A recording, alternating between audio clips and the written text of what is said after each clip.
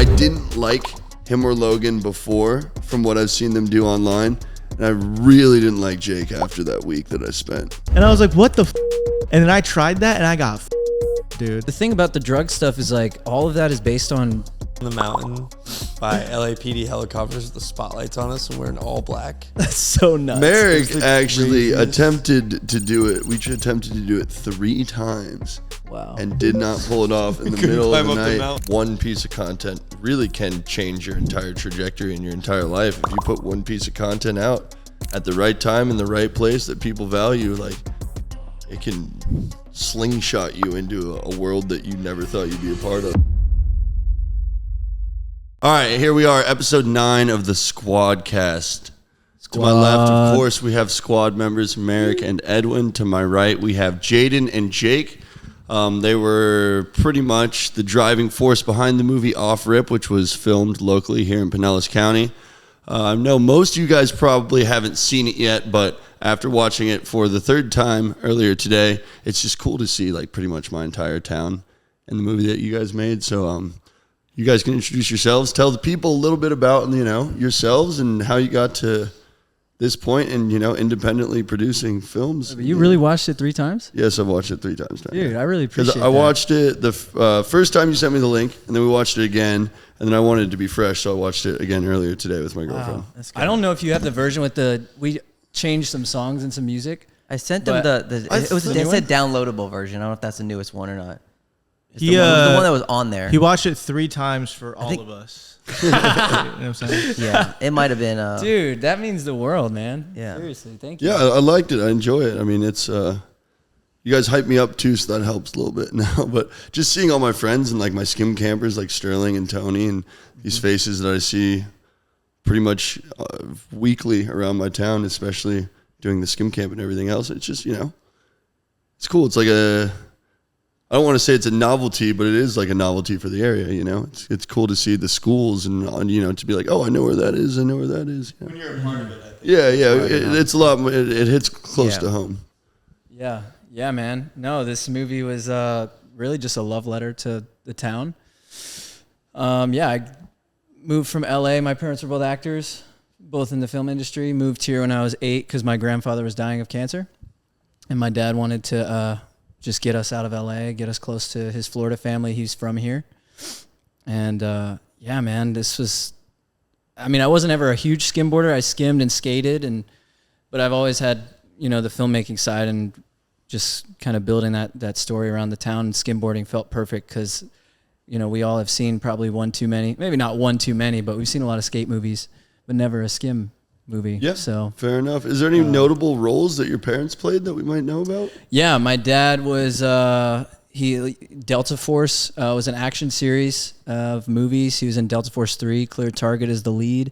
He was in All My Children, the soap opera, and he was in Armageddon. He was a Dolphin Tale. Dolphin Tale was shot in Clearwater. He was in that. I was going to ask what got you into filmmaking, but that pretty much sums it up. Yeah. Having your parents already being a part of the industry. That's yeah, cool. yeah. Well, that got me into acting. Mm-hmm. And then I actually loved writing before I got into really anything, always telling stories and stuff. Mm-hmm. And really what got me into filmmaking was the frustrating, which we were kind of talking about, the frustrating nature of being an actor and just like doing so much work and just hoping that you get picked. Mm-hmm. And I just got to a point of like, I'm just going to make films because this is ridiculous.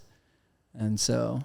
yeah, I have to say the progression of your films, seeing, some of the earlier stuff that you did until now, just seeing how much better it's gotten and how much the production and the lighting and just the writing and everything, it's really been improving since you started. So it's cool to see you just chasing after something that you're passionate about. Because, we've talked about trying to shoot movies and trying to shoot shows, and it's just to consider how much work would go into completing a production like that, It's wild, dude. Yeah. Dude, before we even dive into that entire conversation, because I feel like there's a lot to be said there, I wanted to share a skim memory that's very near and dear to my heart, which is, dude, going to Seminole High, like right down the street. Which is featured in the movie. Yeah, which is sick, right? It's cool. There was this place called Reddington Ropes. And, dude, I swear, like, after school, like, several times a week, so many people would show up to, like, and just try to skim, and everyone sucked, and, like, most of the kids would, like, run into the rocks and, like, whatever. But I don't know, man. Like, whenever I think about, like, high school and just like the shit that we did growing up, Reddington Ropes always comes up, man. That was like a real. Yep, beach pizza. We called it the Rocks. We didn't call it the Ropes. We called it the Rocks. But I called it the ropes. It's okay to be wrong sometimes, right? Wait, are you Oh, because you're a fisherman. yeah, well, I'm also a little older than your group of friends. Were you talking about the actual ropes just right there on the? Yeah. I was literally just there. Yeah, they pulled them all. Oh, really? Are there Right? All anymore? those ropes? No, there Like anymore? I think the hurricane probably. Oh, yeah. Yeah. True. Damn, Yeah. dude, that's crazy because I have the image of it in my fucking head, and I almost don't want to go back like to see that they're gone Bro, now. That's every crazy. single high schooler in Pinellas County has a picture like sitting on one of those like wooden poles or Yeah. like sitting on the Yeah, ropes, like, yeah. That or the giant bags that fucking up them. Yeah, the sandbags were, dude. Oh, don't even man. tell me I about love the to up 'em too, sandbags. yeah. That was the best surf spot on the Gulf Coast, dude. Such a crazy playground of a spot to do stuff. I remember I watched that video like last week. Actually, We had an event there. We did the battle on the bag. Battle of the I Bags. We got a whole forgot bunch of people about to come that, out, and it was the dude. last person that stayed standing on it. Yeah, dude. Yeah, because that's the other thing too. If you're standing on it and the waves hit it hard enough, dude, you just get You get fucking annihilated. Yeah. Oh my Yeah. god. I'll drop some links to that. We'll probably have some clips playing to that. But how do you guys know each other? How did you guys meet? So yeah, I met Jaden. So I had a studio in Clearwater, and then he had emailed the email of the studio, and then I was in the studio one day, and I'm like, yeah, just come on in. He showed me one of his short films. I was so impressed. I was like, yeah, bro, if you ever want to shoot something, let's do it. And he took me up on it, and that was the first short film we did was Prom Night. Yeah, it was some of my intermediary time because I've moved back and forth from here to LA like 4 times. And so in 2018, I had just made my first professional short film. And then Was that prom night or was that? no, it's Time Off. Okay, But yeah, then yeah. but then Prom Night was what we made together, our first project. Yeah. Yeah, and so yeah, I was looking for other filmmakers and found Jake, and then his cinematography was insane, and he was like, "Oh yeah, let's make something." And I just immediately I was like, "Oh yeah, I have this script that I wrote like 3 years ago. Let's do it." And Yeah, because it's rare when you get someone to be like, yo, let's do something. I've offered a lot of people this. They never take you up on it. It's like, and he was like, yo, let's do it. I'm like, all right, someone is down to like run it. I'm like, let's do it. Yeah. Ever since then, bro, we've just been making film after film. It's been crazy. Yeah, So you get 2 people that are super passionate. The stuff that you can get done you can is do insane. so much. Yeah. And, Yep. and we made our first feature during COVID for like $20,000, and it was in 80% of the movie was in an RV, and we used my parents' backyard and pulled open the fence and just put it back there, and it's just a little thriller on Amazon. It's called Mind Games. Nice. Made it for literally no money. Reached out to a couple people, $5,000 here, $5,000 there, just to fly out the actors. Just did it all ourselves, and yeah, man, just been doing that for like 8 years now. What are your plans for Off Rip in terms of to letting the world know that they can watch this thing? Yeah, man. So we did some festivals. We did theater screenings in Atlanta, Tampa, LA, all around. And then we have a release date for rentals on July 21st. And then August 21st, it'll be streaming beyond Apple TV, Amazon to like Tubi and other free sites and stuff like that. What's it called? Off Rip. Nice. Yeah. What's it about? Yeah, so it's a Eric, we had homework and it was to watch it before this, you dickhead. yeah. No, it's not out yet. I sent him the link, but it's also important from. Oh, you were talking about the Skimboard movie. Yeah. Oh, Yeah. okay. I thought you were talking about a new movie. It gives us an opportunity to explain it, which Well, is the cool majority, too. like pretty much every single person watching this podcast has not seen it. So that's, Yeah. that's It's fair. Wait. Why are we fucking? We're fucking 10 minutes in. And Eric's like, oh, it's about the movie that you're here for. Sick. Who are these guys? All right, act like I've never seen it before. yeah. No, it's, they got a personal link. So yeah, because obviously we got the link. We got Jack the link. was in it. Yep.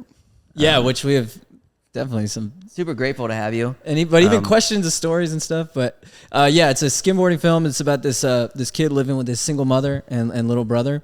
Competition rolls into town, and it's kind of this opportunity to maybe go pro, get sponsorships, and so he's really just trying to work his way out of kind of just toxic situations, the drug scene, fuzzy relationships, the whole thing. It's just a coming of age drama with skimboarding as the main backdrop and the anchor for this character's life, who is growing up in the early 2000s in Pinellas. Nice. So It's a good summary. Yeah, I've worked on it for about 5 years. So Yeah, it's been a long journey. Dude, yeah, it's been so long. that's the same one you guys had in the movie theater. Yeah, like, the at some private movie theater? screening, yeah, That was like what, a year ago or 2 years ago? Yeah, we screened in, let's see. Well, we did Tampa in 2025, and I think end of 2024, we screened at Studio Movie Grill. yeah. Cool. And the biggest thing for getting a movie out is just getting a good deal with a distributor, because they all want all the ownership, and they just don't budge, and they think they have all this leverage, but nowadays you can release it yourselves. Yeah. And so that's what we're doing.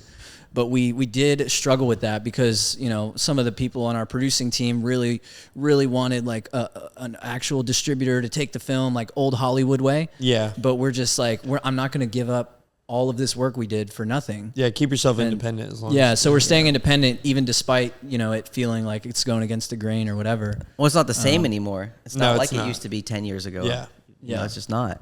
It's different. So if you don't have, A-list talent in a sense, people, they don't want to spend money. Yeah, and the main thing is, they want all this ownership for having no skin in the game. Just doesn't make sense. You know what's really interesting about that too? Like about the A-list celebrities and stuff too. I feel like that rule applies to if you're not in-house, meaning like Netflix or like those companies. They'll make something with a random actor you've never Right. heard of. Yep. Almost every time, because they're like, dude, we have the distribution for it, so it doesn't matter who it is. true. But if you're making something for me to buy, it needs to Right. be fucking sick. Yeah. True. Yeah. Very true. Yeah, good point. Yeah. Something I didn't realize about the whole film industry and producing and distributing movies was that like Lionsgate or Warner Bros., they could have absolutely no part in the movie whatsoever besides they just own the distribution Yeah. for Yeah. it. Like I did a Guest House with Pauly Shore, and I remember when Sam Macaroni called me and said, hey, it got picked up by Lionsgate. They're going to do distribution for it. And he was super excited, but there was like a disconnect in my head to where I didn't even know that that's how it worked because I'd never been a part of a production like that. But then, lo and behold, it's on Netflix, and then boom, Lionsgate logo pops up, and it makes it seem like they had like this huge role in the movie being made or like anything that had to do with the production, but they really just slid them some money and bought it up because it was in the middle of COVID and nobody was making anything. Yeah, so, just put their stamp on it. There was a Pauly Shore movie made that was just wrapped with a nice bow on it, and I guess there was kind of like a bidding war over distribution of the movie because it was like a pretty well-made comedy and nobody was allowed to film anything in the United States at the time. Yeah, it was a good time to capitalize on things. If you Yeah. were making movies, that's what we were trying to do. Yeah. We made our movie during COVID. Yeah. Yeah, they were convinced it wouldn't have gotten on Netflix if COVID didn't happen because of because there was a lack of movies being made at the time. Yeah, you'll get those little windows of opportunity. But I don't think Mind Games was good enough, so no need to watch that one. You got to start somewhere, man. You watch some of our earliest content; it is not pretty. That's true. Yeah, yeah. And people see the progression too. I'm sure. Yeah, of course. What you've done over even YouTube and all that stuff, and I think people can look back at our films and see the progression. Wow, these guys gotten great. What do you guys think? Like over the span of everything that you guys have made for and in the industry is like the hardest part about the process every time without fail? Like if there's one thing that you can point to where you're like, yo, this is my least favorite part about doing this every time we do it. Probably for me, it's distributing it, getting it out there, dealing with all that side of things. Like going to make the movie is the easy part. For like, Having hey guys, the product, we're gonna go create a film. Like we could do that easily. That's just kind of in our wheelhouse because I've done it. We've done it for so long. But like getting it out there, doing all that stuff is just a different situation. I don't know what you would say, but dealing with all the business stuff, I would say. Yeah, I mean, just to have another angle, I think dealing with SAG, the unions are just crazy. Like as an actor, SAG seems like a really awesome thing, but when you're a producer, especially at a lower budget indie level, it's just a nightmare. Yeah. And so dealing with, just different paperwork and the unions and different fees and, they needed a deposit from our movie that was like about 1/10 of our budget, which on an indie film was a lot of money. Yeah. And so it's just things that you don't expect that will knock you out or, really set you back. Is that why people don't film stuff there as much anymore, or they try not to? I feel like it's all talking about like in LA. Yeah, I feel like it's all returning kind of, but there's definitely a time where like Georgia, where they. Well, that's the filmed a lot tax of stuff. incentives. Like Georgia is getting 30 cents on the dollar. So if you spend $1 million, you get $300K back. Sure. Whereas LA, they just But does SAG apply to everywhere? SAG. Yeah, you can do a SAG film anywhere. So SAG is just the union for the Yeah. actors. Yeah. Yeah. So Protects the actors. yeah, and the reason you do a SAG film is so you can get those name actors. Yeah. Because they're all in the union. Yeah. But there's a lot of people that go FICOR non-union now. But yeah, if you want Brad Pitt, you can't do that on a non-union film. Yeah. So Jake, what got you into film and Yeah, so when running a production company? And so me and my brother started together. I bought a camera when I was like 22 and just started filming this DJ. We started doing weddings. We started a company doing like wedding DJ, video, and photography. And then I teamed up with a couple people doing like short films and just kind of got into it, loved it. that's Ever awesome. since then, me and my brother have been doing it, and it's been great. You started off. You had some acting roles in the beginning. I've seen some of Well, those. when you first start, you just get your buddies together. You're like, we need to fill the role with somebody. So I'll like set the camera up on a tripod, and I jump Actor, in. And director. I'm like, hey, it was never my path of success. I found myself being just great behind the camera. So that's what I love doing. So yeah, we were a great team. Writer, director. Yeah, because I would write and direct. Jake would shoot. We would edit together and produce and together. produce together. Yeah, So it was a so great- we it was just a great kinda combination, Yin and yeah. yang on that. You have a stuff. favorite camera? You know, people ask me about that. I mean, any camera's good, man. I've used a lot of them. I've used the Arri Alexa, the Sony Venice, the Red cameras, I've used them all. It just depends on what you're shooting. It's like Fair enough. this is like a really random question, but like when you have to create a piece for some of these like studios, is there like a formatting that they make you do? Like you know what I'm saying? Yeah, so they'll give you guidelines. Yeah, so I work for like a small studio in LA, and like they'll give you like a sheet of guidelines. Want to shoot like this. Make sure you're shooting. even examples of the framing and the exposure and Yeah, because they're a studio that has like an exact system how they want the films to look. Yeah. But at the end of the day, for me, I'm like, look, I need to do what I'm comfortable with. I'll take that, but I'm still gonna do me because that's you need the confidence behind what you're doing to do it. It's like jumping in a scene as an actor and you're like, I'm gonna follow exactly what he says. Like, well, I got to kind of be myself to make this work. Right. Yeah. Even as far as like comedy, I'm sure you can say somebody else's line, but it's got to kind of be authentic to you. So I think it's kind of the same thing. But they do, to your question, they do have guidelines. There's also like a different editor that I've heard. I forget the name of it, but it's not Premiere Pro. You know what I'm talking about? It's DaVinci? It's another one. I know. Final Cut. No. It's Avid. like it's the one that they actually use for like Avid. movies. Yeah, that's what it is. Avid. Yeah. Is Do that, you like guys- is that Yeah, it's an editor. Yeah, I've never used Avid before. yeah, Avid Yeah. is the one that I think that they mainly it's make. like an old Hollywood big thing. Yeah, exactly. It's like Yeah. the standard how they edit, and like I just know of people that have had to learn that because they can't turn in like a Premiere profile. You know what I mean? Yeah. So, yeah. I don't know if you Profile, use yeah. that or not, but I haven't used Avid, no. Yeah, you have smaller roles on the productions. Like if he's on a set as an actor, he's just acting. It's like when we're producing off rip, We're doing everything. Bro, we're doing everything. Yeah, if yeah. I'm like hired in LA to shoot a movie, it's like I'm just DP. Yeah. It's like even as director a of photography. Yeah, even as a director, because he got me hired as on my first feature directing, and yeah, the lack of control I actually had was pretty astounding. I thought it was gonna be, I was gonna have my say, but then the studio's like, nope, this is gonna be the edit. This is gonna be how. I'm just like, damn, I don't even know if That's the the thing. whole director credit is like going to The studio you know? has the say. Like the head of the studio, Yeah. if they're hiring, and the investors, like they have the say. Like, all right, he's gonna direct it, and then he's gonna shoot it, and. Yeah. But when you're indie like us, it's kind of nice because you do have the freedom to kind of do what you want, which is sick. Yeah, I love indie filmmaking, dude. It's the best. I mean, granted, I've only done a couple like studio projects, but indie is just, I don't know, just get to do whatever you want, and it's really where the creativity shines. what's the difference between you think like an indie film and like a really well thought out like YouTube long form small film? Like is it like kind of in the same realm or like You mean if the YouTube project is a movie? like I'm just saying like Or- in the sense of like indie film in terms of like the process of like you get friends together, you write something, you put it together, you edit it, you put it out like a YouTube video, right? Like like is that like or is there any other aspect of that would be any different than just making like a really good YouTube?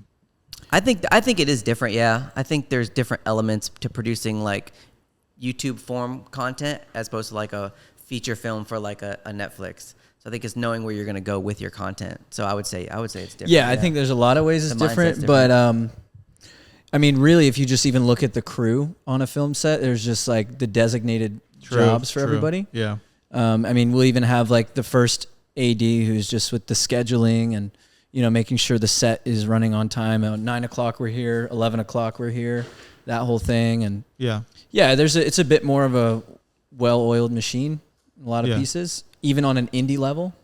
And then I would say, I guess for acting, for people in like a YouTube video versus a film is like I don't know, even just the way that you're doing takes. And I guess in a YouTube video, I guess I don't know what kind of YouTube video you mean fully.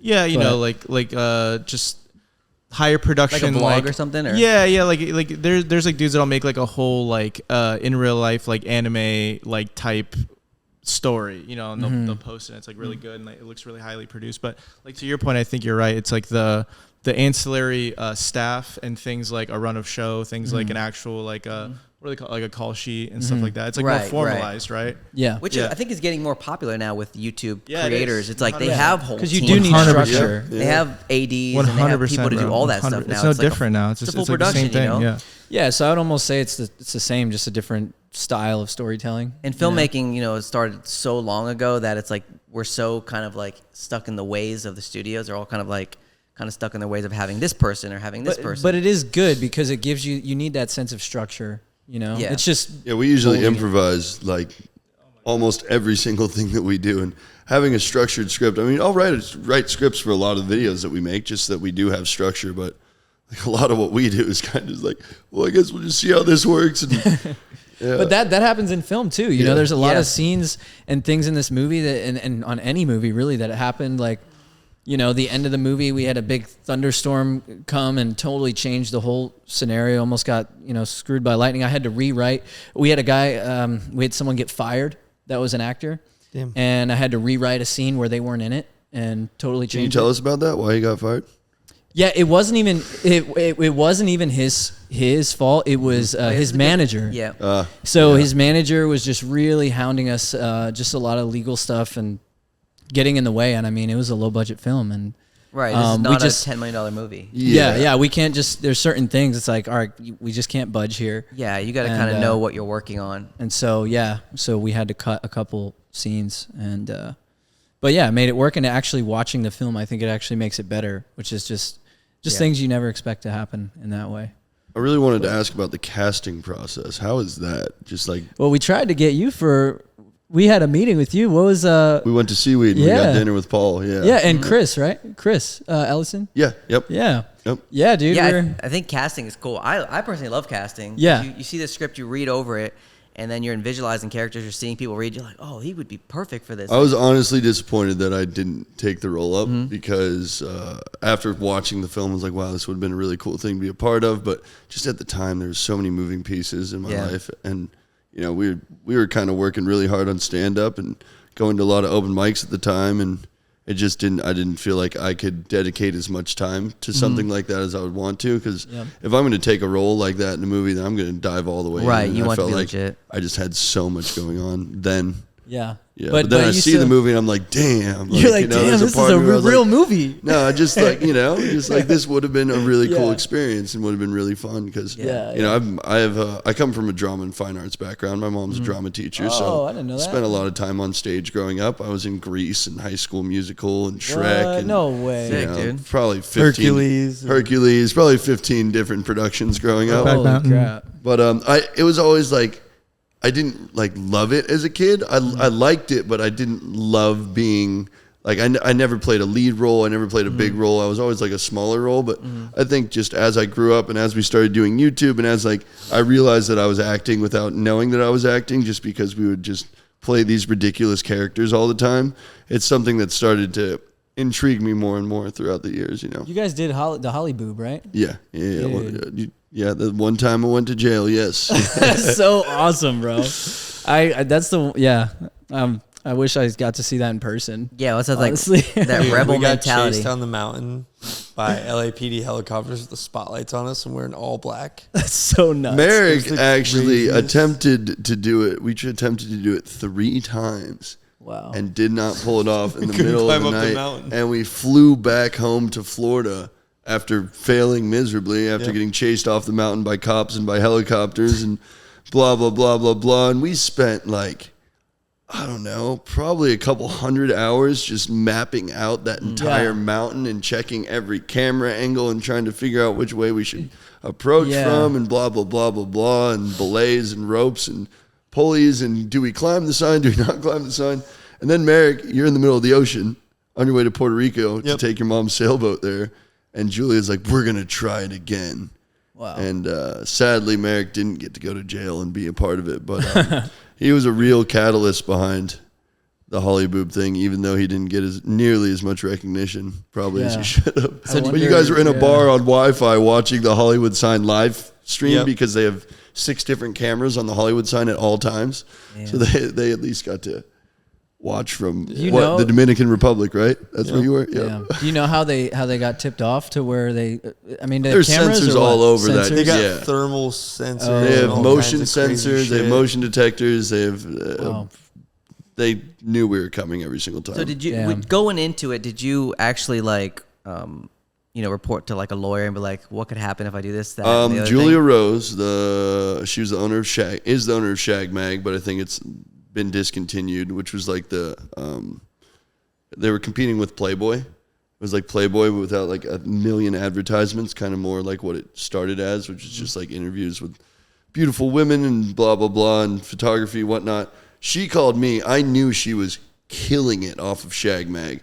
It was like basically the OnlyFans before OnlyFans almost. And she's like, I want to do this stunt. I want to blah, blah, blah, prank Hollywood, blah. I'm like, all right, that sounds pretty good. I feel the way I feel about, that whole she said OnlyFans. For breast cancer awareness. Yeah. So, like, there was a good cause. I'm like, all right, I get to pull a really good prank. I don't exactly agree with what she does, but I'm not, I understand it from a standpoint. But my only stipulation was she retain the attorney of my choosing to bail us out of jail immediately and to represent us in court. And then I would help her do it. And she did immediately. She retained the lawyer and paid him whatever fees he needed. I think it came to around $25,000 in fees to represent all 6 of us that went to jail. But she was super awesome about it, paid for everything. We filmed a podcast episode, stayed at her house for the week, went to jail together.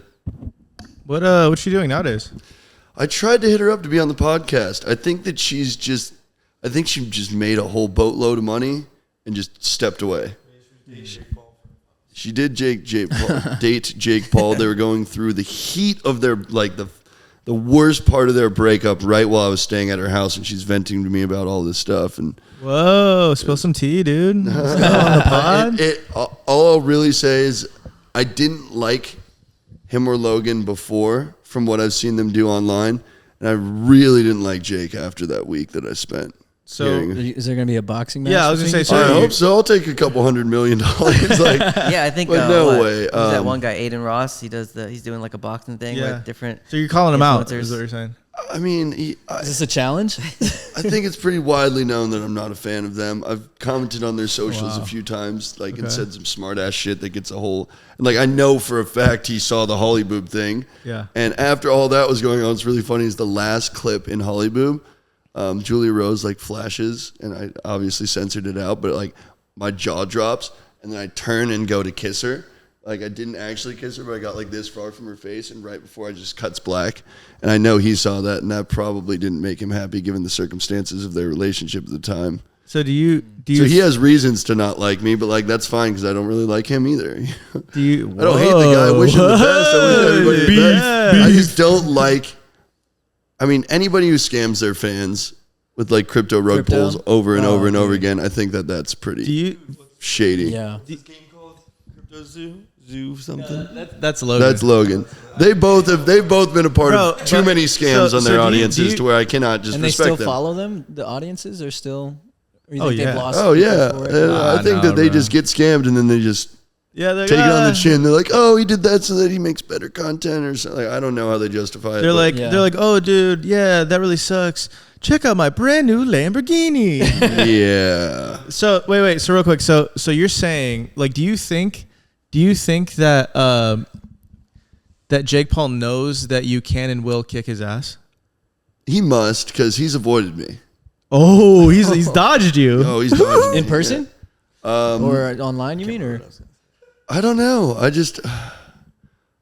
I don't know. Why are we ever been talking at the about same Jake event? Paul, dude? I'm not gonna lie. I swear to God, at some point, I was gonna be like, all right, boys, we need some Hollywood stories because we need to spruce up the intro to this. And good shit, dude. I think we got it. Good shit, dude. He's good like, shit. I got what I need. don't Let's worry, move Jake. on. He's thinking about the edit as we're filming. That's how we are too, though. Yeah, I think I exactly. can respectfully say I don't like somebody, and like I don't want to. He probably won't ever fight you because you're not old enough. True. When you're like 50, yeah, know, bro. Hachi, edit all that in, dude. Intro, call out all that. Anyways. Yeah, that's fine. Jake Paul, this is your fucking last one. yeah, use that. Yes. Crazy thumbnail is just like fire behind you. I thought Turner was gonna box when he got jacked. I hit him up like, bro, perfect time to box. I mean, he you tried boys, to. He dude. called out Ninja. He's like, Ninja, fight me on like a live stage. He That should was have real. fought. He should have fought Jake Paul or fucking his. Jake Paul's scary though. Like the dude, say what you will about him. Oh no, he's not. No, he's I don't not. like his character. I don't like the things that he's done. I don't like the way he treats people. But the dude's got a pretty mean right hook. You know what I mean? Yeah, but you got him. What the fuck? Don't even say the part about him being So, scary. He ain't scary. You know what I'm talking about? We're derailed. We have completely derailed. Okay, That's all right. what are your guys' future plans for what you guys are doing? You got some new scripts. You've been writing still. Yeah. You feeling inspired? No writer's block? Anything like that? No, man. Did you want to touch on casting before that? Yeah, Yeah, sorry, yeah, we just a little bit on- completely. Yeah, No. Hollywood. Oh yeah, That was we my just- bad, dude. Yeah, no, casting's cool. I mean, you read. I don't know. What's your process? I told a little bit about what I liked about it. Oh, for casting? Yeah, what do you I think? mean, I played the main character as well, and I didn't want to do it because I really wanted to just direct. And we did a wide net of casting for all the roles. There were two guys that I thought I liked for the main character, but they didn't have the Pinellas County beach vibe, really. Like one kid was from Georgia. He's kind of like just more pale and nerdy. And the other kid was like kind of skater energy, but he was just a different type. And then I ended up doing Chris, obviously. But then, all the other roles is really just using the breakdown services and seeing who brings the best energy. I had a pitch deck of all of the main characters listed out of what they look like, what their vibe is. And so I really know what I want these characters to be. I mean, I would even do things as far as writing, I guess you would say, diary entries as the characters. So I really feel like I'm in the character's world before I even write the script.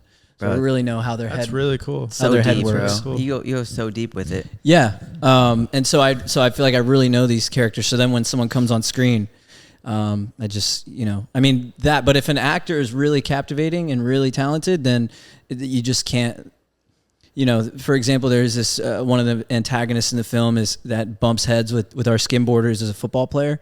And I initially envisioned him as this kind of just like privileged, like 3-story house, like white kid that's just like got one of those houses on Clearwater Beach or whatever. But this one black dude, his name's Godric, and he just literally destroyed this audition, like brought such an energy to it. I was like, oh, this is him. And I didn't even envision a black guy, but he just brought something. I was like, oh, he's the guy. And so sometimes you get surprised like that, where it's just really cool. And then sometimes there's actors that, really, Megan, right? She read for, there's kind of a love triangle with two girls, and they're very different. One's like a singer-songwriter, one's like a cheerleader. But she brought great takes to both, and we were just like, all right, flip a coin. Which one do we give her? You know? And you're watching a lot of audition tapes, so you're putting it out there. And some people you have in mind, but you're watching. I found the people that we didn't make audition did the worst. Yeah. So it's like, you got the role. It's almost like it felt like to me, they did the worst. But then the people that auditioned did better. So that was an interesting kind of like concept. Yeah, that's a tip. If you ever want to cast your friends, like make them work for it, because they will just not appreciate it. And then that's been our experience for multiple films. Yeah. Which is kind of weird. And then we've had some actors back out last minute. Oh yeah, we had a name actor for the mom role, and she kind of got spooked and left last minute. So we're scrambling to find an actor. But we already knew minute. who we loved, but then we didn't get her because we had the name, and then the name fell out and had to circle back and do reshoots and stuff.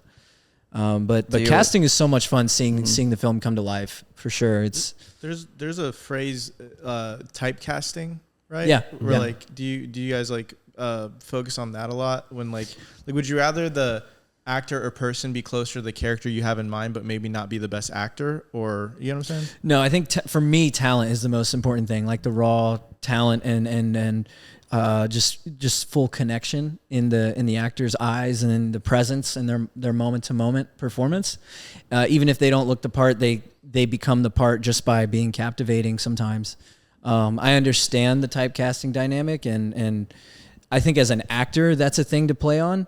So like if you're a new actor, then it's good to know your type and even ask your friends or a casting director or an agent, like, hey, what do you see me getting cast as? Like, if you're the type that's going to go up for the jock roles or whatever, like, don't try and do this like nerdy character and, you know, like know your type and play that niche until you get enough traction as an actor that you can make decisions to. Wait, can you typecast us three on the fly?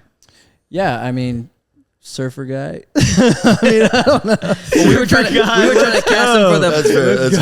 That's fair. We were trying to cast him for the Brent role. Remember? Yeah. So that was that. I know if you guys watched the movie. I'd put you as maybe a bass player in a rock band. Cool. And I mean, you're kind of like a surfer guy too. I was gonna say Pocahontas. I feel like he just kind of no. But I was feel gonna like say gay emo for him. that too. I could say him. You just like walk in. He just says some random stuff. And then, like, behind the scenes, he's, like, banging the hot mom or something. So just something super funny. He's, like... hit that one on the head. Yeah, he's, like, super funny. He's super chill. Call that the Clayton role. Shout out Clayton. Yeah. We have a friend Clayton that literally does exactly what you just said. Yeah, I want to cast him, and, like, I've been thinking about this series called Beach Rats, which I considered to be, like, a Trailer Park Boys at the beach, where it's kind of, like, unscripted but scripted, and it's, like, there's a camera crew that's there, and then... people that are there all know that there's a camera crew. What do they call that? Like a mockumentary? Yeah, those are fun. And I was like, who would play Clayton? Like Clayton would play Clayton, you know? Oh, yeah. But like, I feel like Clayton he would not be himself if the camera was on. Yeah. So it's like, I would almost need somebody to play his role because I feel like. Just don't let him know he's. Yeah, that's the thing. When you get somebody who's not used to being on the camera, they freeze turn up. it off. Spooked, They dude. lock up. They get Yeah. spooked. Bro, it's so weird. I put camera people's faces, they just freeze up. But someone like professional, it's like, Oh, it's whoa. It's yeah. like Go spend a game week with this changer. guy and then be him. Yeah. yeah. So it's like, how do you capture that essence? And I think the filmmaker or somebody filming it knows how to get that out of them too. Yeah, and that can be tough with kids and, you know, newer actors and stuff, but you can there's ways to do it. So they typecasted us. Now fuck, marry, kill. Do what? Fuck, marry, kill. Fuck, marry, kill. I'll let Jake do that. I'm married, so I Yeah. don't think I can play this We game. ask every guest. Fuck, Nah, marry, we're kidding. kill. I'm just fucking That's so with you good. guys. But Jake, what do you got, bro? I don't even know, dude. I don't even think I've ever heard of that. You never heard of What? that? You never heard of that? You gotta Oh, we say one, you fuck, marry, kill? Yeah. Kill. What the fuck? What the fuck? Fuck, marry. Yo, first of all, that was racially motivated because why was the immediately said brown guy? Bro, you know what's crazy? He said kill and he didn't even look me in the eyes. He pointed at me and looked at Merrick. Dude, you're a piece of shit. But anyways, yeah, good shit. Don't watch their fucking movie. Fuck. I'm kidding. I don't know what kind of podcast you guys thought this I don't think you're was, ever but- gonna get out unscathed on that one. On But that I love question. how- No, definitely Yeah. not. But Definitely you could have not. went like and played it to where you're like, you know, between the Mary and the other one. Yeah, like, oh. dude, yeah. And you could have been like, Yeah. you could have been like, he could have been like, I guess I have to kill you, Yeah, you know, yeah, but yeah. just immediately. That was quick. Yeah. Boom, boom, boom. It's fucked up. Just take them out quick. Yeah, do it quickly. Where do we go from here, man? It's like rip the Band-Aid off. Rip the Band-Aid off. All right, well- what didn't you like about LA? Oh, about LA? Besides pretty much everything. Yeah. Yeah, man, everything. It's I just like small town life. I love being 2 minutes from the beach. Yeah. You know, we don't get that unless you're, I guess, making millions in the You could be the same distance in LA, but it still takes an hour to get to the beach. for sure. Yeah, I would love to ask you, man, like just what your whole, I guess, thoughts were about what you expected this movie to be, and then how it maybe your perspective was changed. You know, things you liked, things you didn't like. You know, realism or things that were like And we actually thought about maybe on our pod we'll do that, like go through movie clips and stuff. But I'd love to just see where your head was at on everything. I didn't think that it was going to be as good as it was in terms of just overall production, just because like I mean I don't like to have high expectations for stuff like that. the industry can be very disappointing. Yeah. Like you get so excited over something and then, it doesn't turn out the way that you thought it would. Like Pauly Shore's Guest House, when they asked me to be a stuntman on the movie, I didn't read the script. I didn't know anything. I just agreed to do the stunt. And then it was kind of like the same thing. Like when I watched it, I was like, wow, this is actually this is awesome. I like this. And, it made me wish that he offered me a bigger role in Guest House too, but I would have had to spend 6 weeks in LA and I just didn't have the time at the time. And I said no, but it's kind of the exact same experience. Like once I watched the film, I was like, this is really well produced and really good, especially because you guys kind of not that you did it on the fly, obviously you put a lot of time into it, but you sourced all the extras and everyone really well and just got a hold of the right people in the community, and you kind of just asked one person for an opinion on who or where or why, and then kind of just connected the dots. And I was having conversations with other people in the community that were talking about the film, and the buzz around here was really good, and I feel like you just got all the right people on board. And I think I was impressed because I did not know what to expect. I had no idea. I'm like, oh, these guys are shooting a skimboarding film in Pinellas County. Like, I wonder how this is going to go. I had no idea. But yeah, that's so interesting. That's true though. It's hard to know even for us. Like, what are these doing? You don't know what's going to turn out to be, because we put a lot of work into it. We had a big crew. Yeah, but it was the extras, dude, on the skim day. That was a lot of that was you, because you put out a story. And of course, we tried to cast a wide net and get people to come out and be on the beach, but I felt like half the people were like, how did all these skimboarders started showing up for our competition scenes? And we were like, where did you come from? They're like, oh, we drove from Jacksonville. We saw Jack Tenney post a story and we're doing a movie. I was like, bro, what? Yeah, I think so. We appreciate you coming out and being a part of it, because I forgot that I posted that you needed extras on my story. Yeah, it's little stuff like that, like reaching out to the right people. I mean, we drove to Texas to try to get Matthew McConaughey for one of the roles in the film. I remember you posting about that. Let's just try and do it. And it's the same thing, meeting with you or getting these skimboards. I had a buddy who's like, hey, I know this skimboarder named Tony. We met with Tony. It's like, Tony's a legend. This guy can skim. Shout out Tony. And then this guy's so grounded, he can maybe play a role in it. And then he ended up playing a role. Yeah. And then Sterling, and then then they're linked with more people. So then they tell people. We got Zap. We drove to Zap's headquarters. To get them to pitch them on the film. That's cool that they film. sponsored it too as well, because I remember Apex was in contention for that. But me and Paul, we just had no idea what to expect, and given the involvement of drugs in the movie too, Paul's just like, I don't really know how I feel about this. Yeah, he's like, freaked him I feel out. like it's like a drug movie and a skimboarding movie, and he's like, I feel like if I'm going to sponsor something, it should be more skim related. So that was Paul's stance, and you have to respect that, of course. But I'm really glad that it was Zap, which is another Florida company, which is a company that I respect, and I really appreciate their involvement in the community. Yeah, and it makes a lot of sense why there was pushback. I mean, we had pushback in our own team before we even made the film of oh, this is too gritty, or oh, it needs to be, there was kind of this idea of making just a very basic PG sports drama that you've seen, and I was just like a very poppy type family friendly that version. Could go well, and it could be a kids movie that could be this huge thing and make $10 million and all that stuff. No, you're not making Surf's Up, dude. Yeah, right. But that's what I'm saying. That was never my dream with this story. So I mean, and the thing about the drug stuff is all of that is based on, a lot of that is based on real experiences. I was, before even making films, I was involved in the drug scene and stuff a bit, and that's pulled from there. And the mom character's based on a real person, these things they're real stories. And it's crazy because a lot of people have come up to me, at different screenings and had so much, whether it was the skimming and the beach stuff, there's people that came for that, but then the other storylines and the struggles of addiction and things, those are, man, I've had multiple people come up to me saying how much they lived the same experience with their dad or different people. And this is really a story about triumph over tragedy, is what I've always said.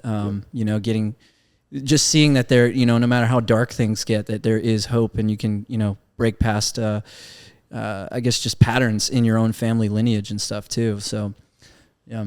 Oh man, I mean, I can speak for at least this whole side of the couch, and that we've lost multiple friends, especially around here, to drugs. I mean, Pinellas County has a few dark sides to it. I'm not going to name any places, or, just even through high school, from high school to college, you go to a house party and you like, what is that? What are they doing? Like, I don't even know what drugs those are that I'm watching people consume, like breaking up pills and stuff. I'm like, holy shit, like this is real life. Dude, the availability to have access to drugs at a very young age here was like fucking nuts. crazy. Yeah. Dude. Crazy. Dude, I'm like 13 and people are talking about like blues and like Molly and blah, blah. I'm like, dude, this, like, holy shit. I'm just so glad we were all so anti-pills and so anti-drugs growing up. Like, the rave scene around here was insane. Oh my God. And Yeah. people going to all these dubstep EDM shows, and then they come back and they're just like, ugh, like you watch people in the matter of a couple of years just Oh my God. Just become get burnt, completely dude. fried, just Get completely burnt out.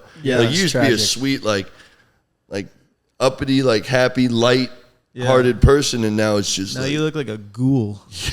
Yeah, Yeah, that's one way to bro, put it, yeah. You know, I never had that issue though because I have ethnic parents and my dad he probably hasn't even fully evolved into being a full human yet. Like he's more silverback than anything.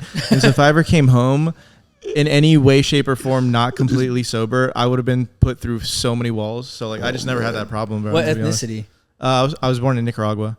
So Okay. So something I wanted to bring up is obviously you say you like writing, you say you enjoy writing Yeah. scripts, and I've always loved writing pretty much my entire life. I was cataloging all my dreams when I was younger, and I just always liked writing stuff down. And then when it came to YouTube videos, like writing a script for the video, whether it's a stunt or a prank or anything, just writing down our ideas, always writing down notes was something I really enjoyed. And I wanted to ask, at least specifically for Off Rip, how many hours would you say ballpark you put into writing that script before you're like, okay, this is ready.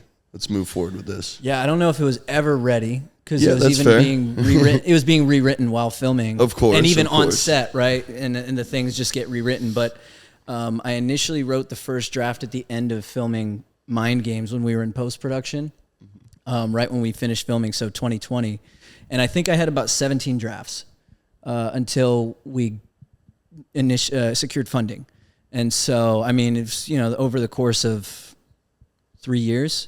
So, yeah, I don't know how many hours, honestly. It was a lot of time. I mean, it was initially the script was called 2 Pairs of Legs. It was a very different, like, I was like, we gotta change this, we bro. gotta make this a little more marketable. But it was called 2 Pairs of Legs because the opening shot of the scene was just these two. You literally see 2 pairs of legs sitting on the beach, and it's just the mom and the son, and they're like smoking a blunt, just like passing it back and forth, and it's like pulling back, and you see this kind of just gritty, just beach mom, and that whole thing. But yeah, it evolves so much over time, and yeah, it's a lot of time. I'm a weirdo about keystrokes too. Like I track every single keystroke and like how many hours I spend typing a day or how many hours. Really? I've never done that. Interesting. I have a program on my computer that tracks the usage on every single app and however many inputs I put, and it tells me what button I hit the most of. And I've always been very fascinated by that. Wow. I've considered over 20,000 buttons pressed in a day. Like a good day. I've never heard of that flavor of autism.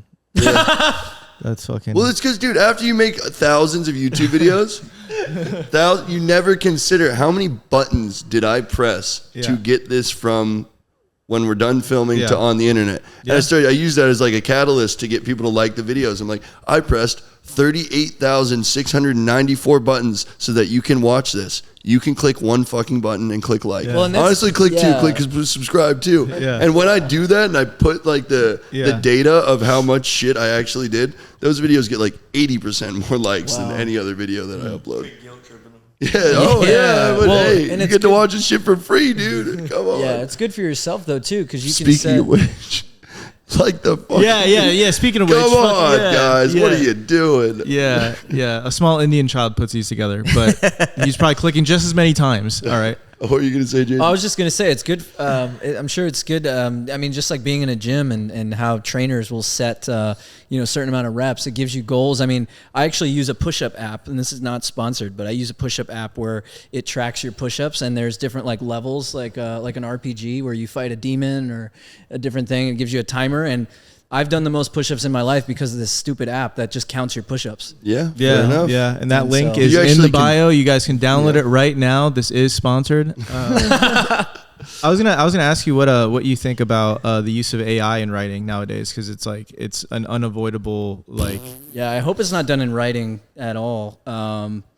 It's interesting. When AI first went really public, I had a new screenplay I wrote, and I was testing and uploaded in there to have it read over, and I'm like, can this thing read my script? And yeah, man, it's just like, it's one of those things. I mean, technically, yeah, it knows the rules, but it doesn't have the human spirit, I think it's, if anyone's relying on that, it's, yeah, I mean, the whole fun of creativity is making things, right? So it's just kind of pulls away all the fun. I'm telling you, dude, it's gonna get close, it's bro. It's about to be the Wild West out here. You don't even need to write or film or do anything now. Yeah, yeah, I'm not ignorant to the fact of where AI is going and how far it's already gone. I just had a meeting with a VFX guy for another film, and he talked about how they're already making verticals fully with AI. The scripts, he said the scripts they're still using humans because it's just better right now, but the cinematography, the AI avatars, the voiceover, the special effects, it's all AI. And they're, instead of making a vertical, drama for $300K, they're making them for $30K. Yeah. Now with AI credits. And, dude, it's crazy because like AI's gotten so good that I can analyze what like a good short form video looks like, and what you can do is you can go into any of these apps, whatever. You can dump in the SRT file for like the transcriptions of like a full, like, let's say hour-long video, and it will read through it and select the points of the video that it believes are the most interesting to make short forms out of. So yeah, in terms of AI though, so the thing I've noticed is that AI is good at replicating, mimicking, and creating based off of patterns and things. But the thing about humanity is that we're always setting new trends. Yeah, like, yeah. Of course. So yeah. I mean, I guess I don't know. I guess that's the thing that is that maybe it can get to that point to where it's like, oh, how can I create a new trend if it's AGI, I guess, or things like that. But no, I in terms of filmmaking, Of course, I've thought and looked at the limitations and seen how, okay, if I don't have the money to shoot this, yeah, I could do this. But yeah, to me, what I realized, because I did go down the rabbit hole when AI first became like a big thing, and it was, you can make videos and all this stuff. I was like, oh, wow, I could make a whole movie. But then I'm prompting stuff, and I'm like, well, shit, like I'm not on set. This kind of sucks. I'm just like sitting at a computer by myself. It's the whole reason I make movies and love acting and storytelling is to be together and communally tell a story and as an actor experience the emotion of what the character's going through. You don't. Yeah, that's the best part. The yeah. best part was being on set. Yeah. And making friends having and like those doing moments, it together. If a chatbot is building it all, then it's just like, yeah. Well, those moments where you have the final scene for somebody who played a large role in the movie, and then I've seen, like, I was on scene at Guest House, and like. One of the leads, it was they were shooting one of the final scenes for the two lead actor and actress in the movie, and as soon as the director thought that they nailed the shot, like, all right, that's a wrap for and said both their names, and like the whole set erupted and everybody started clapping and cheering and high fives and hugs, and being a part of that atmosphere and like seeing what it means to these people and like this team come together and to accomplish a goal that they've been working on so hard. That's like, it was a moment that I'll remember for, the rest of my life. How does that affect the ROI though? Yes. Yeah.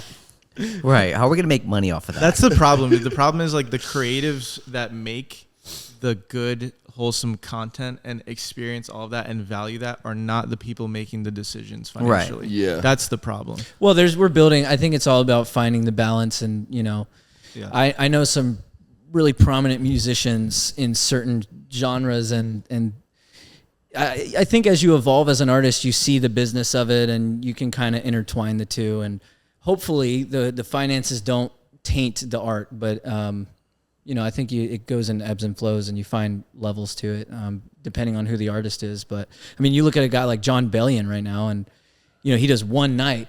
But he figured out the business stuff being independent, and he can do one night and he's good for the year. Whereas, a lot of these artists have to go on tour for 3-4 months just to make the same thing.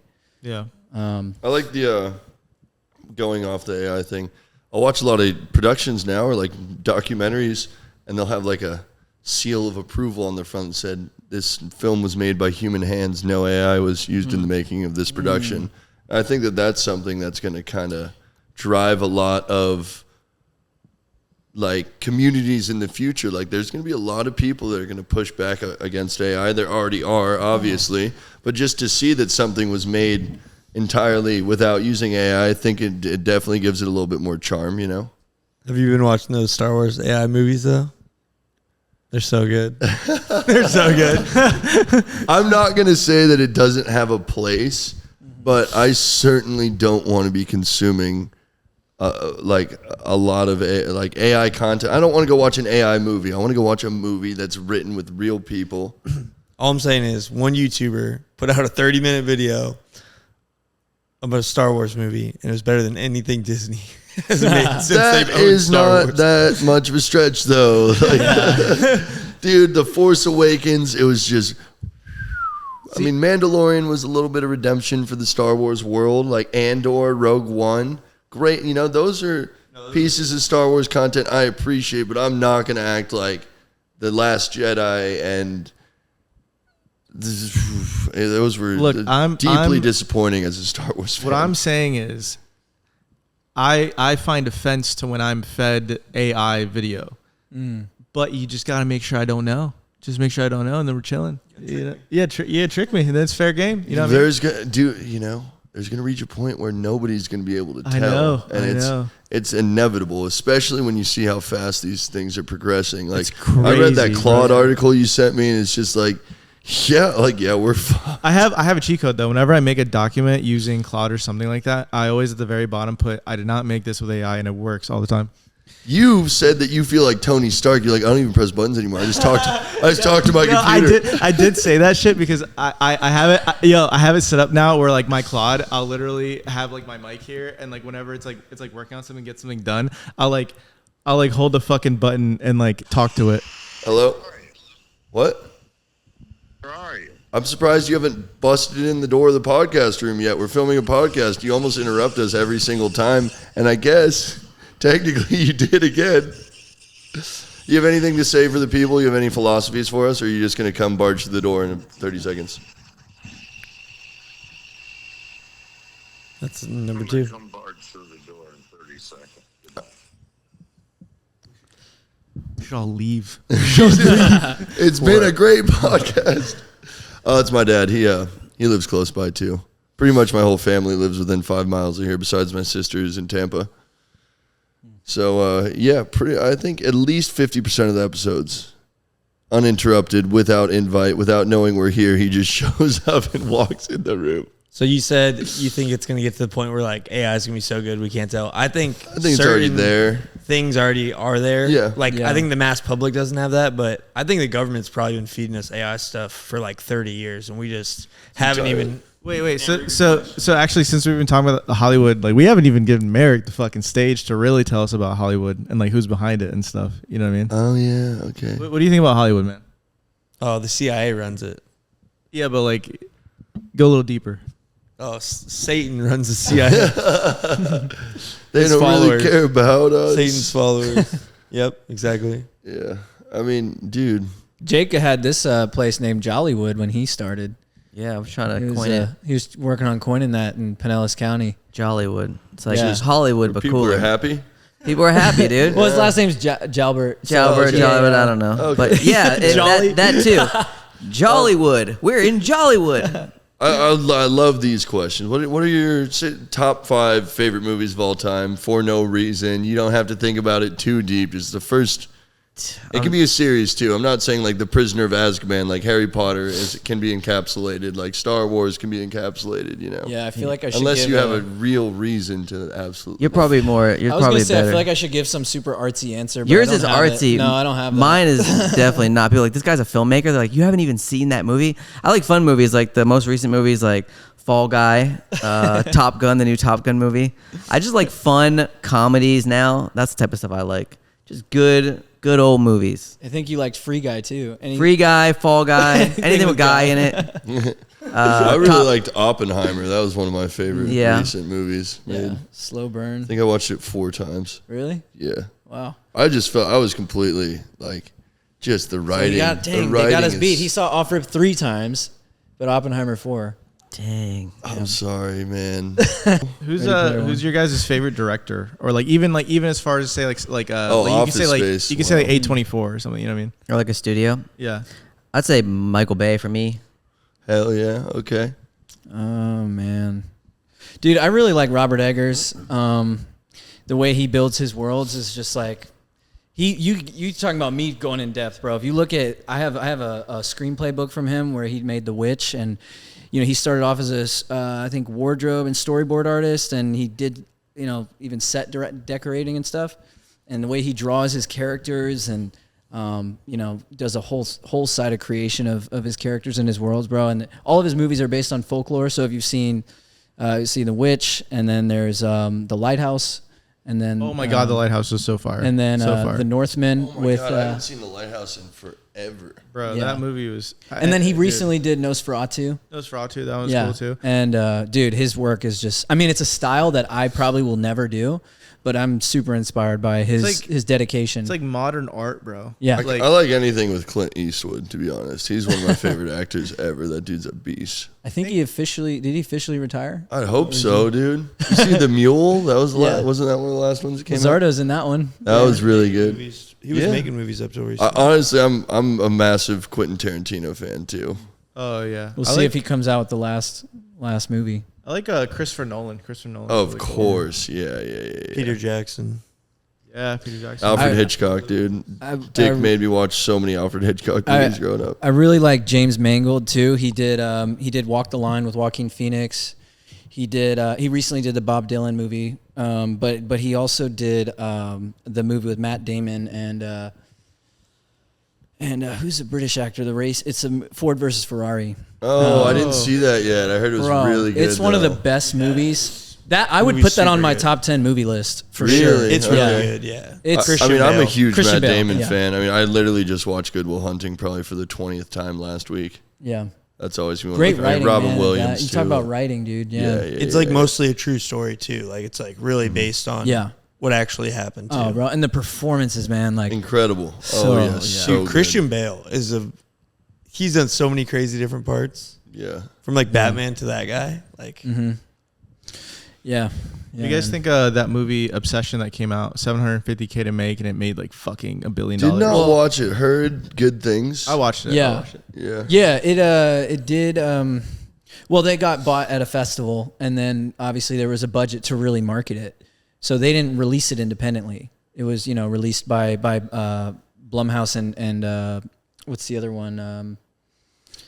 One of the other studios. I don't remember, but it was picked up by a big company that was able to push it out in theaters and stuff.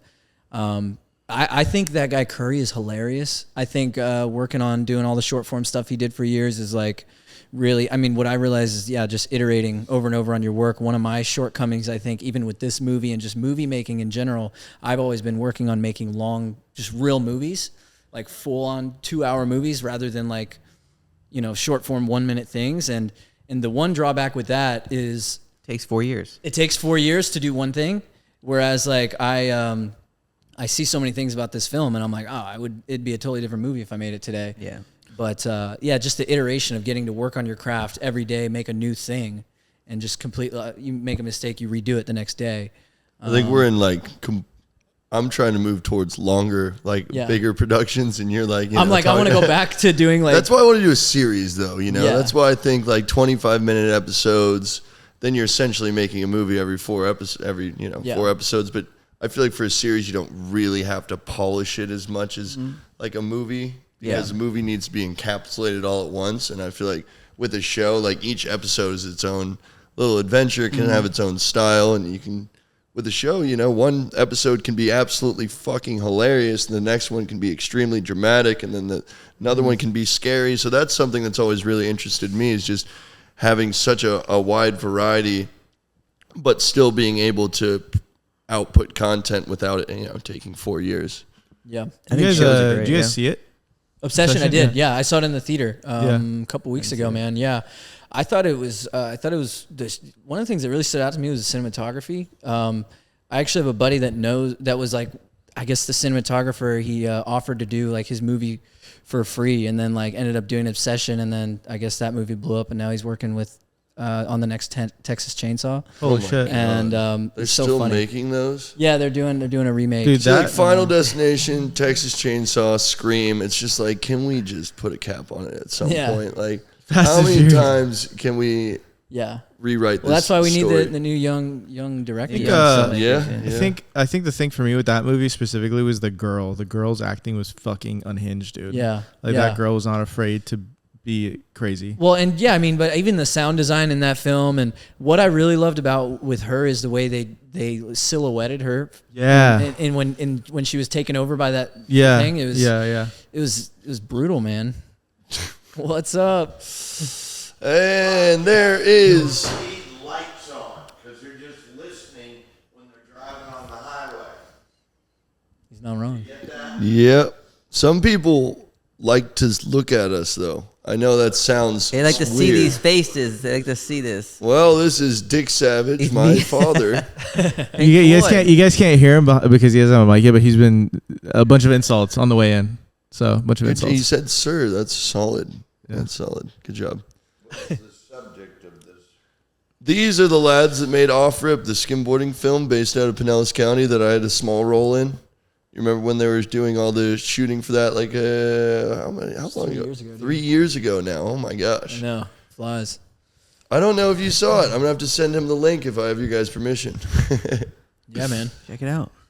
Yeah, we'll be on Apple TV July 21st. Dang, this so very soon. Yeah, Yeah. next month. That's Yeah, great to hear. That's really cool, man. yeah, we're launching it. Is so as long as you have Apple TV, you get to watch it. Or Yeah, is I it think gonna be it'll like be Amazon too. It's gonna be on Amazon. Yeah. Probably Amazon Tubi, for purchase. Amazon Prime. Yeah, purchase for the first month Nice. window, and then I think it'll move to the next tier after that. That's awesome, Yeah. dude. Yeah. And congratulations on Yeah. Thank you. finding a home for it. And Following me, Oh yeah. Grinder did hook me up right there, forefront. I didn't know that was a following 7 app. years ago, I still haven't gotten a date. All I get is guys. Oh, you might be on the wrong app. That's what I'm saying. I think Raya's a good one. You can get on Raya. Raya, I bet we could get Dick on Raya. That's that famous person, Tinder, right? Yeah. Yeah. There you go. Not me. No. Dick, come sit with Merrick.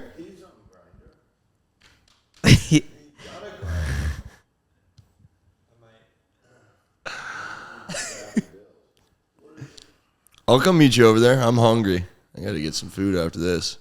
Well, we're gonna filming another. We're going to your house to film another podcast first. We'll add you. Gotcha. Mike Honcho, everyone. Give Is it that up where for that Dick. came from? Oh no, Yeah. that's from a movie. Yeah, it's What from, movie was that It's from? from Talladega Nights. That's what it was. Dude, you Talladega pranked Nights. us, bro. Oh my god. He goes with Mike Honcho. Yeah, we're filming freaking. Oh man, we're doing the skim competition. He's like, hey, call. He's like, hey, call my character Mike Honcho, and so we have. So we have the announcer announcing his character in the competition as Mike Honcho, and I end up looking it up, and then I see the Talladega Nights. I'm like, bro, he pranked us, dude. That's And then, good. but then when we had ADR, which is additional dialogue recording, we had the announcer say Jack Tenney. Jack Tenney, yeah, which is good because the movie did not need Mike Honcho. Yeah. For sure. It did not suit it well. Straight up trolling us. They're like, dude, we actually got sued by the guy that made Talladega Nights. What the fuck, dude? Bro, we tried to call out John C. Reilly. He just never hit us up, dude. I really thought we were going to get a collab with him after the Mike Honcho incident, pranking the entire state of Florida, part one. I have to see that. Part two is even better, but part one's pretty epic. Dude, last one on like the recent movies thing though. Like, have you guys seen The Backrooms? Yes, dude. I liked Backroom more than I did Okay. Obsession. Me too. Can we say 100% inspired off of Marble Hornets? I don't know it. I don't know what that is. It's the original Slender Man series. Oh, Slender Dude, Man. you Yeah, I know cannot Slender Man. watch Backrooms and not just like know for a fact that it was inspired by Marble Really? Hornets. I'm not sure if they ever gave him credit for that, but there's absolutely no possibility in this universe that the guy that created the Backrooms did not watch Marble Is it Hornets. new? Yes. Backrooms was YouTube videos. Yeah, this he did kid was YouTube just for uploading YouTube years. videos. Gotcha. Super creepy. There's like all these rooms. You just keep going through corridors and hallways into new rooms, and he hears all these weird noises. And every time these creatures get near him, there's static on the screen, and there's a bunch of shit written on the walls. Like, it is so close. Yeah. And the thing is that kind of bums me out is that Backrooms got so much recognition. No writing whatsoever. There's no script for his videos. There's no story. There's just a dude running through fucking rooms, and then there's a really creepy monster with good visual effects, good sound effects, scary noises. Like, it's really well done. I don't want to take away from it at all. But Marble Hornets got like probably 1/100th as much exposure, and like there's some really good acting in Marble Hornets. There's some insanely complex, deep storytelling in that series, and but no, not to take away from it, but if you haven't checked out Marble Hornets, it was this series on YouTube from way back in the day where he would upload. It was called Entry 1, Entry 2, Entry 3. That is all the information you got besides what was within the video, and it didn't make sense until probably 20 episodes in, and then it's kind of just like became this thing that like everybody was like watching, like, yo, there's this guy uploading these video entries on YouTube, and it's like now he's getting stalked and he's getting chased, and there's all these supernatural paranormal aspects to it, blah blah blah. But it is so far ahead of its time, and I remember being in high school just like watching all of them with my friends, and we're just losing our minds. And it was where Slenderman actually originated on the internet in terms of being like a supervillain. I know that the folklore goes back a really long time, but to my knowledge, that is the original Slenderman series. I was going to ask you guys, like, making indie films about it, because it's like such a YouTube version. Like, if you put it all together, it would totally be like some guy's indie film.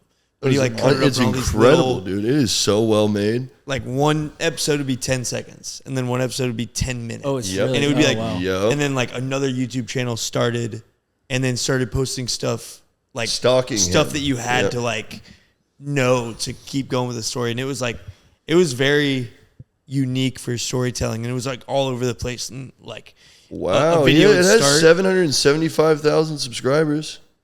a video would start, and it'd be like, Oh I my found God, this he's old uploading tape. again. No way. Yeah. You guys should definitely watch it. From 11 years ago to 9 months, Rosswood part 1, 2, 3, 4, 5. I'm going to have to watch those. I actually wrote a massive, incredibly complex script explaining my perspective on what Marble Hornets was, and I planned on making a series just essentially reacting to and rewatching the entire Marble Hornets series just because I think it's that good. And I actually have 2 DVDs signed by the creator of Marble Hornets, because if you dig a little bit deeper, you can figure out who the guy is, and then find his Twitter, and then find his Patreon. And, you know, he eventually doxed himself towards the end, but for years, the internet was fooled, just like had no idea if this was real, if it was fake, if it was scripted. It was like Lonely Girl. Like the first it was pretty much essentially the same thing as Lonely Girl, but way, way, way better. And not filmed in a studio, just some guys with some camcorders in the woods that were film students. Interesting. You had asked about future stuff you guys had going on earlier. Yeah, what's Yeah. next? What's next for you guys before we wrap this up? We usually try to keep these under an hour and a half, so we'll give it another 10 minutes or so. Yeah, for sure. So we did a short film called Bot or Not, which is actually we're going to be premiering on YouTube in the next couple weeks. It's a sci-fi thriller based in the world of AI and reality dating. And so my wife actually had a dream about this and wrote the short film, and then now she's written the feature film, which now we're putting the pieces together for. And we did the short, took it to festivals. It was did really well. Went to Film Quest. We won some sci-fi film awards at Lois Weber, which is a big female film festival. And but it's about this engineer, coding engineer who gets who builds the software, kind of the LLMs and all that stuff for these AI bots. And so she ends up working on these bots, and then ends up going on this reality dating show of these bots that she worked on. And it's kind of like a final test that the corporation wants to do to see if she can be, tricked by this. You date one human and one AI robot, and they're twins. But there's kind of a dark twist to the whole scenario with, yeah, what That's they're doing intriguing. with the contestants. Yeah, you can watch That's a cool concept. The trailer's on my YouTube, and we're gonna put the short film on there. We'll have the link to his YouTube in the description if you guys want to check it out. Jaden Just Cal. his name, Yeah. And so we're gonna be putting the short film there, and because we realize the reality of this industry, just this industry and media in general, it's all internet. So we're just like, I'll just put it on YouTube. I mean, that's the best place to put it at this point. So, we're really excited to make that film. And I have another film that I wrote that I thought it could be like a magnum opus kind of thing, but it's very ambitious. Goes across the whole country from Florida to California. It's about chasing like the Hollywood dream. And it started initially as just a drama of this guy who's running from himself because he's responsible for his brother's death in a DUI accident. And then I combined it with a horror concept of getting sucked into kind of the Hollywood elitist cult and bloodthirsty kind of thing with science. Then there's like another soul type thing, that kind of thing. And there's cool. there's kind of a the churchy Scientology element of it. And it's a whole mind bender. I kind of compare it to like Beau is Afraid in like the feeling of it. And I really like that one, but it's super ambitious and that's not very commercial. So Bought or Not, I think will be the next one because it's very, you kind of have to play the game of, especially for bigger budgets, doing things that would likely perform better and make, money, but still be an artistic fulfilling thing. So Bought or Not is probably the next feature. And you guys are still working together on these projects? Yeah. Nice. Jake shot the short film. Yeah. And so now we're putting the pieces together for the feature, and we've got other scripts and ideas, but I think that's the main one right now.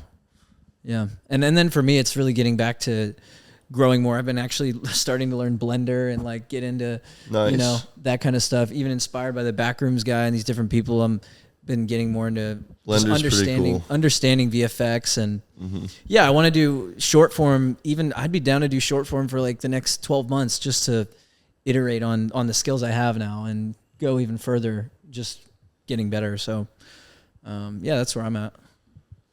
It's cool when you have creative freedom, you can just kind of try anything. And I think one of the most beautiful parts about the internet is that one piece of content really can change your entire trajectory in your entire life. If you put one piece of content out at the right time in the right place that people value, like it can slingshot you into a world that you never thought you'd be a part of, And I've seen it happen to a lot of people.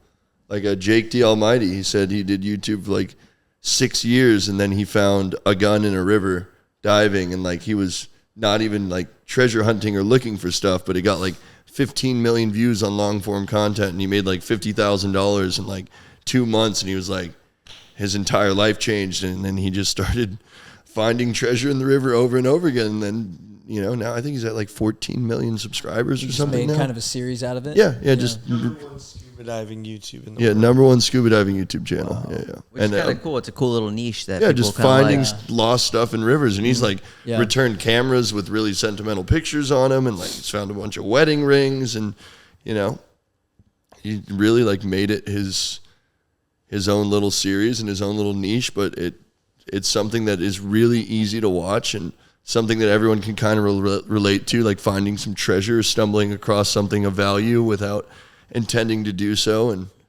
it's just so I think short form content, as much as I absolutely hate its guts, it is a very good catalyst to just get your name out there and make people aware of what you do. You can be consistent with it too. It's something you can do maybe on a weekly basis or a monthly basis. And be creative. As opposed to a film, you're being creative, but it took 4 years to make Off Rip.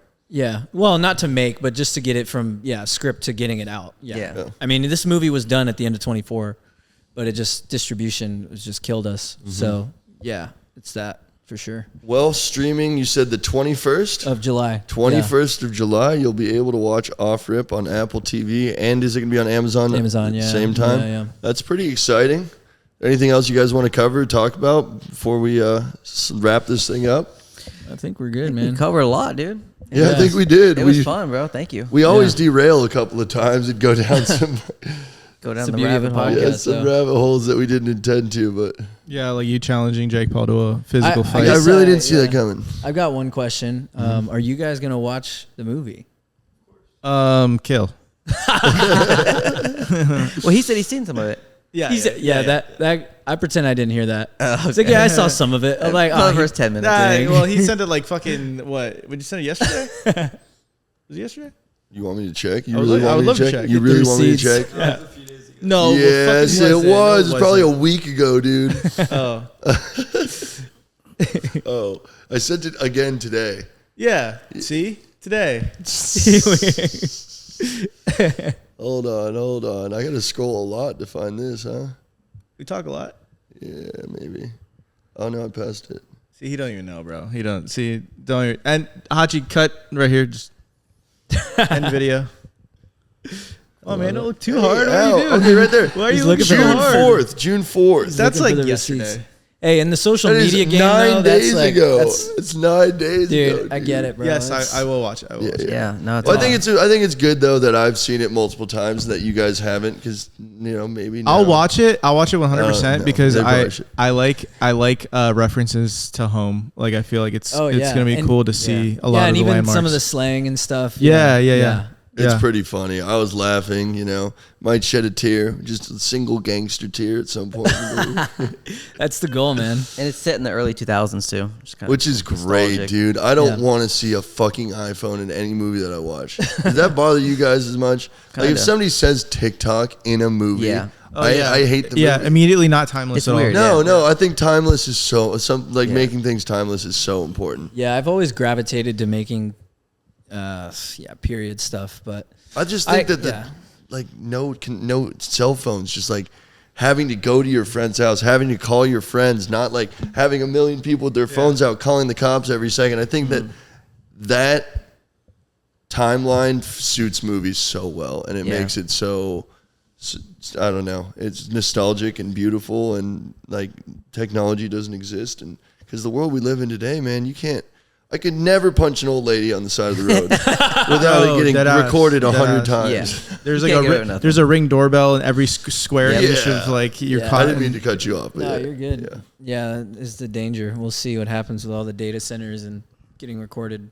Unless your movie is a movie about what this technology is like doing to people, and like I've seen some really good movies that are not timeless, that are like really niche and this era that we're living in, but it's also like very powerful in pointing out like the detriment that it has on people's lives. Black Mirror. Have you seen Black Mirror? Oh, I Yeah, love Black yeah, Mirror. Black I didn't like it at yeah. first because the first episode just was like the one with the pig and the president. Like that was the first. Wasn't that the first episode ever? That was like I can't sign up, but everyone's like, it's not like that every episode. Right, yeah. So like once I really like realized that each episode was something completely different, I think it's a very, very well made show. So interesting. Yeah, it's sick. Yeah. Yeah. Cool. Well, Yeah, man, like, thanks for having us. like, share, subscribe, fellas. Yes, and yeah, check out their movie. Check Yep. out his YouTube channel. I'm excited to see you guys' future future productions. If you guys ever need us, at a casting call, we'll pull up. Let's go. Yes, sir. I'll take my wig off. I'll cut my hair Yeah. for like $500,000 easily. Shit. All right. Yeah. Keep us posted on the When you on guys the, blow on up. the mockumentary. Yeah, no, I mean, if I'm probably going to be hitting you guys up about that with some advice, and Yeah. maybe even if you guys want to be a part of it, I think it'd be fun to just start shooting some comedies out here on the beach. Dude, I have let us know. pages and pages and pages and pages of scenes written, but I kind of have to just start putting them together, because I think the coolest thing about film and about making movies and about having scripts is you can take the craziest thing that's ever happened to you and then embellish that, and then it's Yeah. instantly, something out of this world. And we've gone through so like breaking into the Seminole or to the Southwest Rec High Dive as kids, like stuff like how that. about, how about the time I almost got fucking kicked out of college because of you, me, and Nick? Yeah, or like stealing the battle bus in the middle of the night to go. Yeah, okay, yeah, you did almost get kicked out of college. We put a lot of stickers on your campus, and you got caught on Look, we camera. are ending this podcast right Yeah, now. It it's is over. 500 degrees in here, dude. I have to go. We sweating. Thank you for watching. Subscribe, like.